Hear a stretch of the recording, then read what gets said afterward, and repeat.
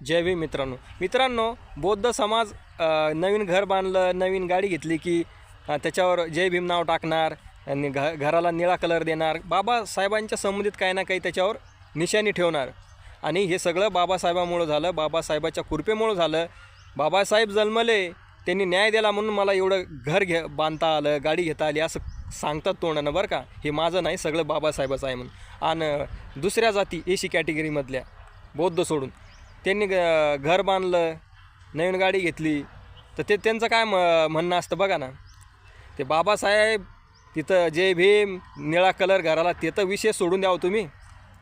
आम्ही घर बांधलं म्हणतात आम्ही. हां, लय डेंजर काम आहे. म्हणजे त्यांच्यावर नाही म्हणे बाबासाहेबाचे उपकार. हां, ते स्वतःच झाले म्हणे मोठे. खाईमधूनही ना, ते खाईमध्ये फसलेले होते ना, ते स्वतःच असं वर आले. त्याला कोणी हातानं असं ओढून नाही काढलं, फक्त बौद्धांनाच काढले बाबासाहेबांना ओढून बाहेर. त्याला कोणतं दुसऱ्यानंच काढलेलं ओढून बाहेर. हो, अरे काय डेंजर काम आहे हे. अरे आम्ही घर बांधलं म्हणतात. अरे बाबा, लय अवघड आहे. कसं होईन बरं असं? एवढा फरक कसं काय? हां, बौद्ध इकडं म्हणतात की सगळं बाबासाहेबांमुळं झालं, आणि त्या सारख्या सुविधा आहेत दोघाला. काही वेगळ्या सुविधा नाही दिलेल्या बाबासाहेबांना, काही वेगवेगळ्या तरतूद नाही केलं त्या बाबासाहेबानं स्वतःच्या जातीसाठी आणि इतर जातीसाठी मागासवर्गीय सारख्याच तरतुदी.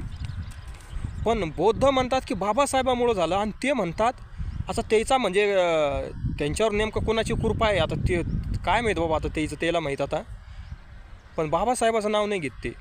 बदमाशकीचं आहे राव, डेंजरस बदमाशकीचं काम आहे. हा म्हणजे गंभीर मुद्दा आहे. ते मनवादी जाऊ दे तिकडं, ते तर जाणून बुजून दुश्मन आहेत. पण हे आपल्यातले मनवादी लय डेंजर आहेत, खतरनाक. खरं आहे का भाऊ? खरं असं तर सत्याला सत्य म्हणत जा. कसं आहे तरच आहे ना, हे जे आंबेडकरी चळवळ जे टिकून आहे ना, काही सत्य लोक असल्यामुळं काम करत, त्याच्यामुळे आंबेडकरी चळवळ चालू आहे. नाही तर काय असे भामटे आहे ना, तवाच उद्ध्वस्त करून टाकली असती. बाबासाहेबाचं नाव सगळं तवाच हे करून टाकलं असतं, नामोनिशाण मिटून टाकलं असतं.